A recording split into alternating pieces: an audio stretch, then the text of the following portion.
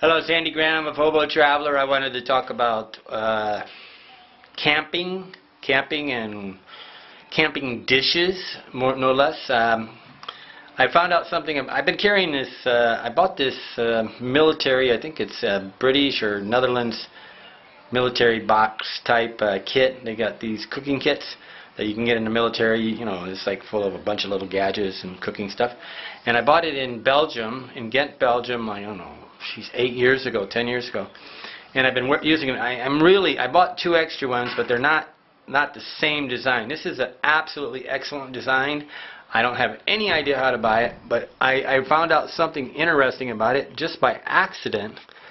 Okay, this is my cooking device. Okay, these things are pretty beat up, but what's interesting is they go together and they sit together and whatever. But see that little bump right there? I never really realized what it was, but I've always wanted to be able to explain to people that what you need to do with your dishes is hang them on. If you're camping, what you would want to do is use ultraviolet cleaning. So when I'm saying ultraviolet rays kill or change the DNA or something of a lot of things and kill it. So the best way to sterilize your dishes is drying them.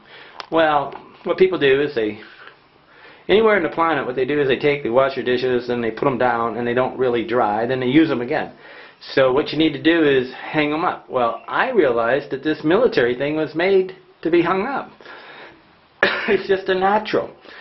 I took one of these spoons, took out some coffee stains on it, bend it over and do it. And I keep trying to figure out a way to have all my silverware and all my kitchen stuff hang up on a clothesline. I can use clothespins, like again, very valuable thing, but they kind of fall off. But I really need some kind of rigged system where these things just hang up there. This works okay for the spoon. I could bend the top, but the knife, I don't know what to do with it. I can take a clothespin and hook it on, but then the clothespin's putting up.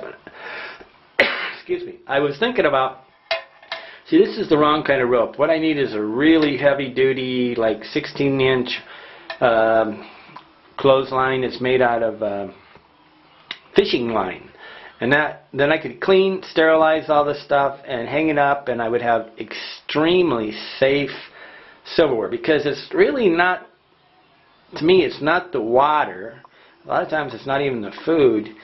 It's that you've left the stuff sitting around in the wrong way for too long, and you don't really understand that getting clean after cooking is a problem.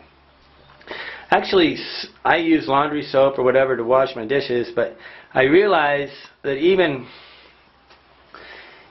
you know, if I'm cooking a can of peas, if you're drying it out like this, if you take one of these, I don't know what you call these, steel wire things, you take all the debris off of it, and then you rinse it out, and then you let it dry, it's probably sterilized.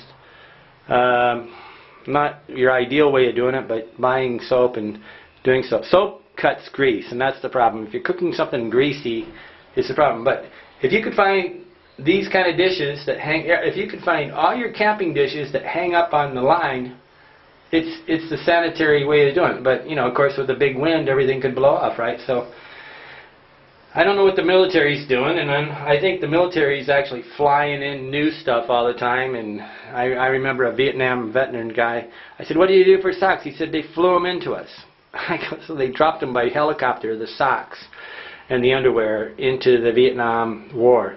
And I was in Iraq, and I was surprised. The tent had air conditioning, and the Philippines and the Nepal people were doing all the work. The military's not exactly taking care of themselves anymore, and a lot of the technology and a lot of the things we've learned through, you know, World War I, World War II, even maybe the Vietnam War, or even what the Aussies have learned, or the Brits, or the different German military things. A lot of these things are disappearing because of they learned how to do it. They came up with a great system like this pot, and then they de-engineered it. They forgot what they knew.